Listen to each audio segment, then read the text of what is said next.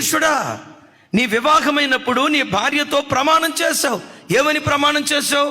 కరువు యందు, లేమి యందు, సమృద్ధి యందు, ఆరోగ్యమందు, అనారోగ్యమందు ఇతరులను ఆశించక నిన్ను నా పెండ్లి భార్యగా చేసుకుంటున్నానని భర్త భార్యతో ప్రమాణం చేశాడు. భార్య భర్తతో ప్రమాణం చేసింది.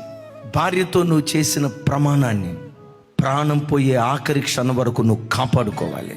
వివాహమైన తర్వాత నా భార్య అందంగా లేదనో, నా భార్య వల్ల నాకు పిల్లలు కలగలేదనో, నా భార్య అందాన్ని కోల్పోయిందనో, మరొకళ్ళు ఎవరో కనపడ్డారోనని తప్పుడు త్రోవలకు వెళ్తే, ఓ బిడ్డ, నువ్వెవరివో తెలుసా? మనుషులతో చేసిన ప్రమాణాన్ని నువ్వు మీరిన వాడివి అవుతావు. నష్టము కలిగిన నోటు నుండి బయలుదేరిన మాటను తప్పిపోకు.